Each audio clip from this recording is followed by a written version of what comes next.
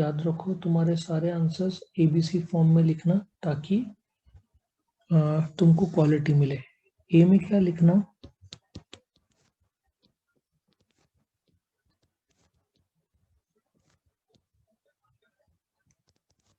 Introduction of urbanisation, मतलब एक 2 line का इंट्रोडक्शन दिया तो भी कोई प्रॉब्लम नहीं।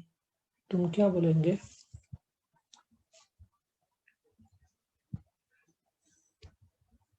कि India has been primarily an agriculture economy, ठीक है ना। agricultural economy with majority of people living in rural areas, ठीक है ना, लिविंग इन रूरल एरियाज। तुम एग्जाम में यही शब्द लिखोगे, ठीक है ना। सो ये मेरे ही शब्द है जो मैंने डिजाइन किए ताकि तुमको इजी पड़े। तुम इंट्रोडक्शन को 2 पॉइंट्स में लिख सकते हो, ठीक है। सेकंड नंबर तुम क्या बोलोगे, हाउ एवर, मतलब बोलने का तात्पर्य यह है कि इंडिया एग्रीकल्चरल इकोनॉमी है और मेजॉरिटी लोग गांव में रहते हैं। How ever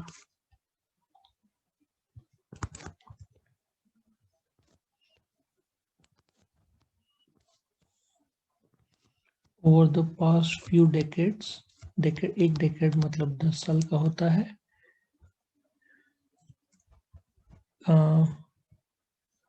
over the past it has been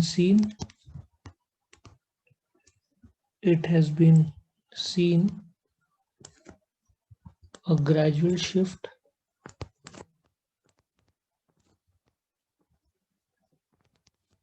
of people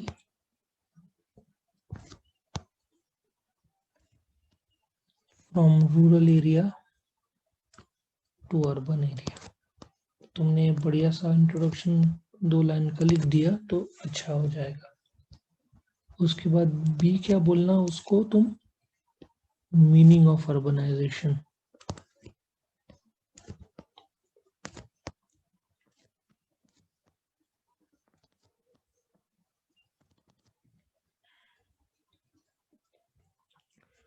एक सिंपल सा 2 लाइन का तुम लिखोगे, क्या लिखोगे, इसको 1 बोल दूं मैं, तुम बोलोगे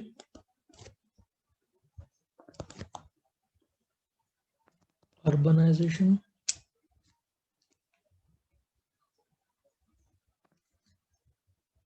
refers to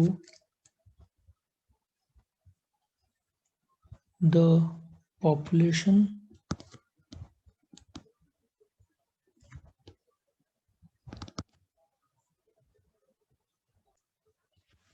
shift from, बहुत इंपॉर्टेंट है शिफ्ट, ठीक है ना, शिफ्ट फ्रॉम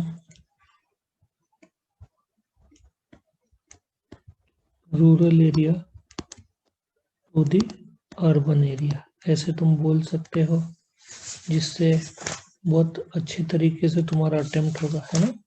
तुम ऐसे बोलोगे तो बहुत बढ़िया हो जाएगा।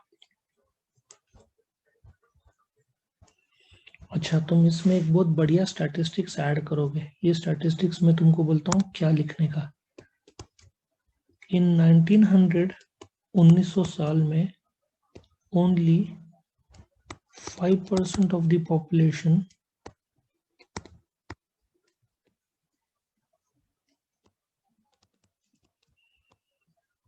lived in urban areas। कितना बढ़िया स्टैट्स है, ठीक है। उसके बाद तुम क्या बोलोगे, इन 2001, ठीक है, it increased to 28%। in 2011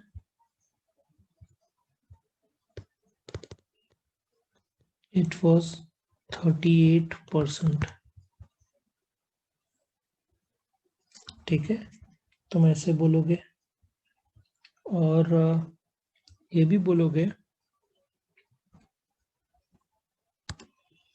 कि by 2030 it is expected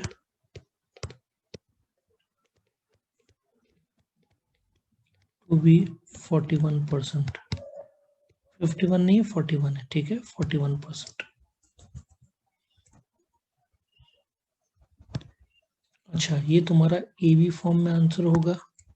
C question तो 16 मार्क्स का आना है, तो अटेम्प्ट भी तो वैसे ही ताकतवर देना पड़ेगा।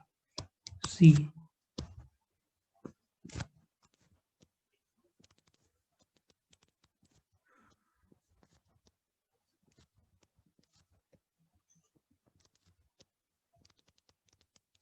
सी डेफिनेशन ऑफ अर्बनाइजेशन तुम बोलोगे।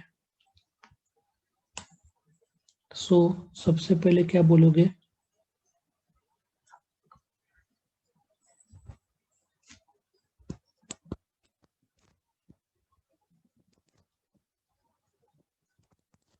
अर्बनाइजेशन इन्वर्टेड कॉमर्स में बोलना represents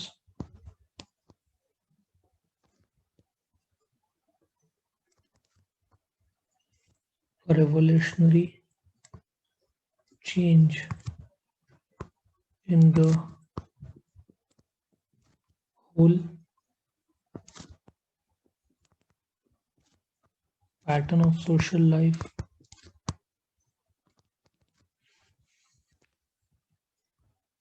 आया समझ में कैसे अटेम्प्ट करना है? और अभी डी तुम लिखोगे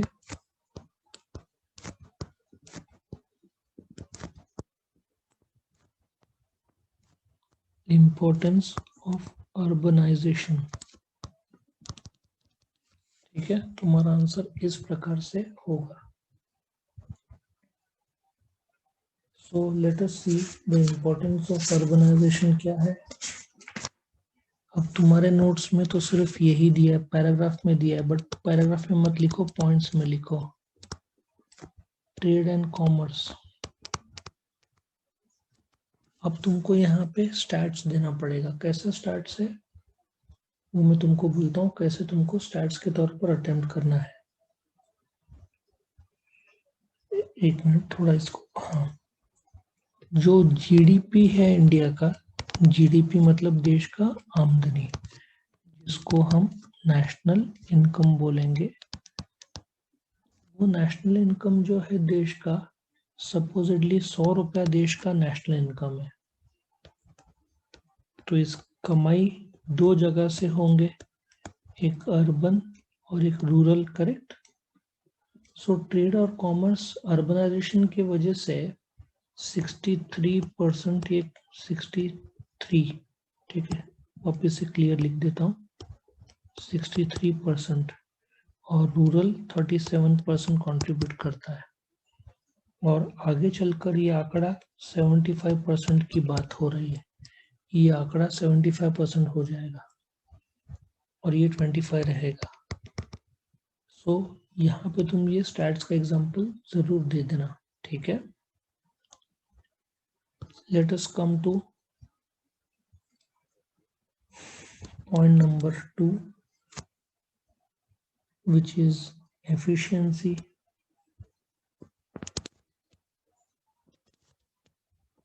तुम इसमें क्या बोलोगे? सिटी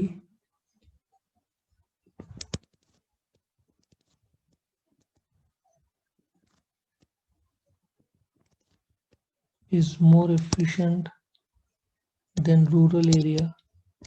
किस हिसाब से? Roads, railways, dams, bridges, schools, colleges, health, education, electricity, transportation, banking, warehousing, ये सब कंफर्ट्स या जो लाइफ रहता है वो तुमको सिटी में मिलेगा। तो परफॉर्मेंस एफिशिएंटली, गांव में तो इंफ्रास्ट्रक्चर सबसे पहले, रास्ते का प्रॉब्लम, उसके बाद स्टैंडर्ड ऑफ लिविंग का प्रॉब्लम, इलेक्ट्रिसिटी का problem, hospital, school, colleges, banks, ये सारे के सारे हर गांव में हो कोई चांस नहीं। बहुत सारे गांव में ये सब चीजें नहीं रहते हैं। शहर आ गया, सिटी म्यूनसिपैलिटी आ गया तो ये सब चीजें कंपलसरी हो ही जाती है ना। Let us come to the third point which is convenience. Convenience कैसे? द मोमेंट तुम शहर में आ जाते हो, तुमको एक चीज पता है, एजुकेशन। अब नासिक के बाहर जो त्र्यंबकेश्वर के बहुत सारे लोग नासिक में आते हैं, सिन्नर के लोग नासिक में आते हैं, मनमाड़ के लोग नासिक में आते हैं, फिर शिरडी साइड बहुत सारे लोग नासिक के लिए आते हैं पढ़ने के लिए। शिरडी के आजू बाजू जगह तुम ले लो, बहुत सारे नासिक में आते हैं। तो एजुकेशन ले लो, कन्वीनियंस रहता है ना तुमको। सी बेसिक लेवल पे तुमको बच्चों का एजुकेशन, सेफ्टी के लिए हॉस्पिटल, कुछ बीमारी या कुछ भी हो जाए ट्रीटमेंट के लिए हॉस्पिटल, लोकल लेवल पे ट्रांसपोर्टेशन, ठीक है ना। और तुमको इलेक्ट्रिसिटी तो चाहिए, गांव में कई बार इलेक्ट्रिसिटी आती नहीं है, ये एक प्रॉब्लम है। फिर तुमको सोशल एक्टिविटीज जैसे जिम खाना या रोटरी क्लब, लायंस क्लब या कल्चरल एक्टिविटीज तुमको शहर में करने को मिलता है, जो गांव में तुमको मिलता नहीं है ना। ये सब बेनिफिट्स तुमको कन्वीनियंस का मिलेगा। कहाँ पे? अर्बन एरिया में। Let us come to the next point, concentration of resources.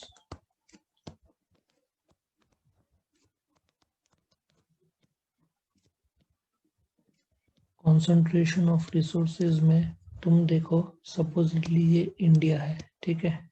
यहाँ पे एक विलेज है, ये तुम्हारा विलेज हुआ, मतलब रूरल एरिया, और ये तुम्हारा बाजू में अर्बन एरिया हुआ, अर्बन एरिया। बोलने का तात्पर्य है कि ये जो विलेज है, ये जो विलेज है, तुम रिसोर्सेज लगभग पूरे इस्तेमाल करे होंगे, ठीक है, लेकिन अभी भी इसका रिसोर्सेज बाकी है ना इस्तेमाल करना। सो कंसंट्रेशन ऑफ रिसोर्सेज एक ही जगह पे सब लोग इस्तेमाल कर लेंगे। अभी भी यहाँ पे नदी है, यहाँ पे फसल कर सकते हैं, सिटी के आजू बाजू रहने के लिए जगह कर सकते हैं। सो कंसंट्रेशन ऑफ रिसोर्सेज मतलब कि तुमको नए जगह में, वहाँ के तो रिसोर्सेज अभी पूरे तरीके से इस्तेमाल ही नहीं हुए हैं।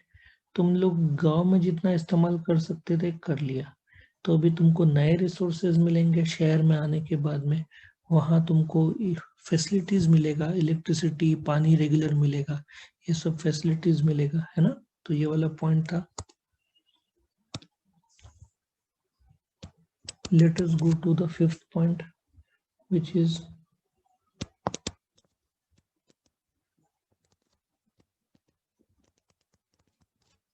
concentration of education facilities.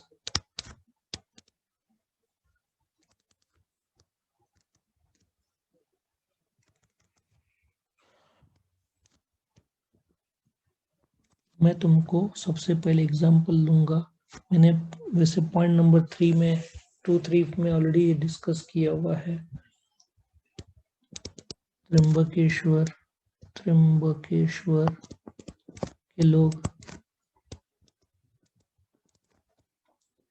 Igatpuri के लोग,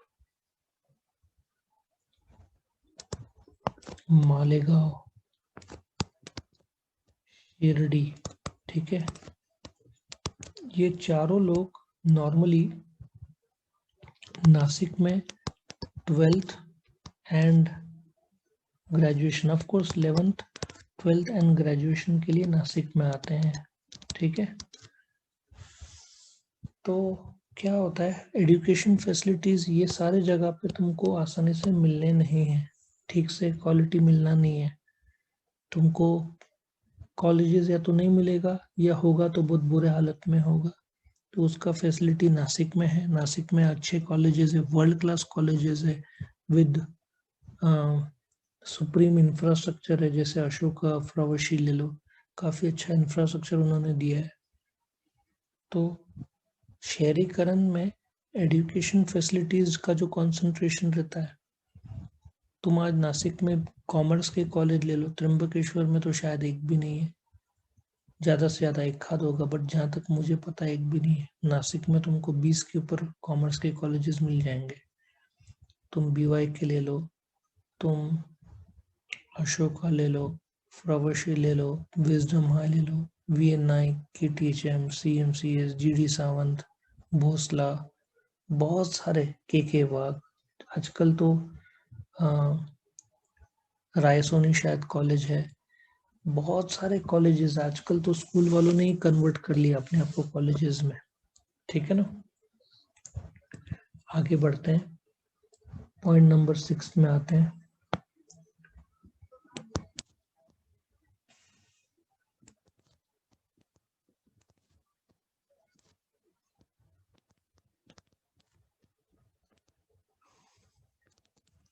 बेटर सोशल इंटीग्रेशन में क्या होता है कि गांव में मेन तो खेती बाड़ी होता है। इफ यू चेक आउट, गांव में तुमको खेती बाड़ी मिलना है, बट तुम जैसे शहर में आओगे तो तुमको एक बोलते ना एक सोसाइटल लाइफस्टाइल, जिसमें रोटरी क्लब, नासिक में एक खुद का क्लब है जिसको नासिक क्लब बोलते हैं, नासिक क्लब, ठीक है, द्वारका में आया, वुडलैंड्स जो होटल है वही है, तो उधर ही है नासिक क्लब, सारडा ग्रुप का मालिक है।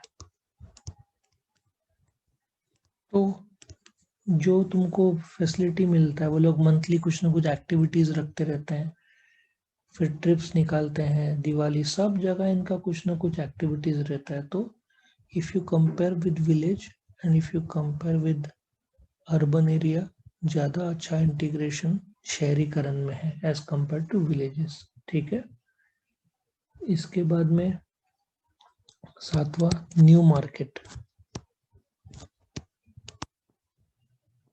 ना तुम न्यू मार्केट कैसे लोगे, जैसे कि गांव में अपना एक लिमिटेड मार्केट होगा, ठीक है, मैं मना नहीं कर रहा हूँ कि रूरल के मार्केट्स होंगे, रूरल के अपने मार्केट्स होंगे, लेकिन द मोमेंट अर्बनाइजेशन हो जाता है तो वहाँ पे पूरा इंफ्रास्ट्रक्चर के साथ सब मौजूद रहता है।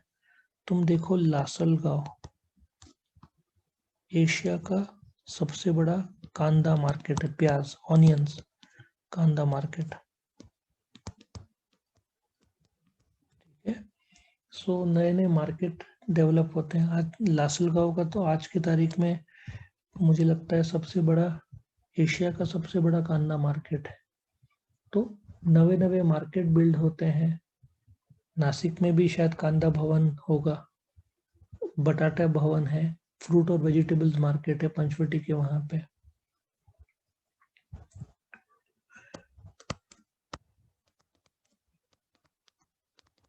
इकोनॉमिक इम्प्रूवमेंट, सपोजिटली गांव में, इन विलेज तुम जाओगे, मैं तुमको एक लाइव केस बताता हूँ। मुझे लगता है कि हम लोग कहाँ जा रहे थे, टुवर्ड्स पंचवटी के आगे, मसरूल के आगे, मुझे अभी नाम नहीं याद आ रहा है जगह का, लेकिन मैं तुमको बोलता हूँ, वहाँ पे हम लोग जैसे कुछ समय के लिए, जैसे नाश्ता करने के लिए, अभी तो वहाँ पे अच्छे रास्ते में जैसे ढाबे मिलते हैं, अच्छे होटल तो रहते ही नहीं वो ओजर के आगे, तो वहाँ पे टाइम था तो ऐसे गप्पे मार रहे थे, वेटर था, और वहाँ पे जो काम करते हैं उनको मुश्किल से 100 रुपए दिन का मिलता है, 100 ज्यादा से ज्यादा 150। इफ सेम आदमी नासिक में काम करेगा उसको 250 से 300 मिलेगा, करीबन डबल मिलेगा। ये भी बात सस्ता है कि यहाँ पे विलेज में फ्रूट्स वेजिटेबल सस्ते हैं, यहाँ पे नासिक में महंगा है, लेकिन तुम्हारा इकोनॉमिक कंडीशन इंप्रूव होता है, क्योंकि तुम बोलते हैं ना कि कमाई ज्यादा करते हो as compare to that of villages. मैं थोड़ा सा दबी हुई आवाज में या स्लो आवाज में बात कर रहा हूँ। रात के 2 बजे जोर से आवाज में बात करेंगे हल्ला हो जाएगा, ठीक है। So come to the 9th point, tourism. Okay, सबसे पहले तो स्टैटिस्टिक्स थोड़ा डालो। 2019 में 1 करोड़ के ऊपर टूरिस्ट आए थे इंडिया में, ठीक है ना। 2019 की बात कर रहे हैं, 2020 में आंकड़ा कम होने वाला है कोविड की वजह से। नाउ सबसे पहले तो टूरिज्म के बारे में क्यों बोलेंगे। तुम बोलोगे सर अर्बनाइजेशन का टूरिज्म से क्या संबंध है। Let us take one example. मेरे रिलेटिव रहते हैं कनाडा में, ठीक है। वो लोग आते हैं इंडिया में, सीधी बात है मुंबई में लैंड करेंगे। अब उनको सपोजिटली ताजमहल देखने जाना है। उनके पास टाइम वैसे कम रहते हैं और ये लोग डॉलर्स में कमाते हैं, तो इनके पास पगार पैसा रहता है। आगरा, सो ये लोग क्या करेंगे, दिल्ली का फ्लाइट लेंगे, दिल्ली से आगरा जाएंगे। सो बोलने का तात्पर्य है ये सब कब सबसे बड़ा योगदान देता है, ट्रैवलिंग। ट्रैवलिंग में roads, railways, dams, bridges, airport सब इम्प्रूव हो गया है। करीबन आई थिंक 124 के आसपास, 123 या 124 है, ठीक है, एयरपोर्ट से इंडिया में। ऑफ कोर्स एयरपोर्ट ज़्यादा है, लेकिन ये इसके लिए। और फॉरेन, मुझे लगता है फॉरेन के लिए अराइवल्स के लिए 40 to 45 एयरपोर्ट्स है, इंटरनेशनल एयरपोर्ट से। बॉम्बे का सार एक है उसमें से। सो बोलने का तात्पर्य यह है कि यदि ट्रैवलिंग जैसे बैलगाड़ी चलती है वैसा होता था, तो कोई भी फॉरेनर इंडिया में नहीं आया होता, क्योंकि भाई यहाँ से वहाँ बैलगाड़ी, रास्ते खराब, कैसे आए होते। समझ में आया। तो टूरिज्म, बिकॉज अर्बनाइजेशन में रोड्स बने हैं, प्रॉपर रेलवेज, प्रॉपर एयरपोर्ट सब हो रहा है, इसकी वजह से लोग आते हैं। और आखिरी पॉइंट, देश का जो कल्चर और साइंस है। तुम देखो गांव में, रूरल एरिया में बिलीफ सिस्टम्स अभी भी ट्रेडिशनल है। बिलीफ सिस्टम्स अभी भी ट्रेडिशनल और पुराने ख्यालात अभी भी है। बट अर्बन में बिलीफ सिस्टम्स मॉडर्न हो गया है वक्त के साथ साथ। साइंस एंड टेक्नोलॉजी तुमको गांव में कैसे मिलेगा, वो तो शहर में रहेगा। क्यों? क्योंकि साइंस के लिए रिसर्च एंड डेवलपमेंट का जो जगह चाहिए, लोग चाहिए, वो तो सब तुमको इधर ही मिलने हैं। कहाँ पे मिलने हैं? शहर में मिलने हैं, है ना। तो इस प्रकार से तुम एग्जाम्पल दे सकते हो। सो ये तुम्हारा इम्पोर्टेंस ऑफ अर्बनाइजेशन याद रखना। तुम्हारे नोट्स में टेक्स्ट बुक में सिर्फ पैराग्राफ में दिया है, तुम ये पॉइंट के हिसाब से लिखना, तुमको बहुत अच्छे मार्क्स मिल जाएंगे।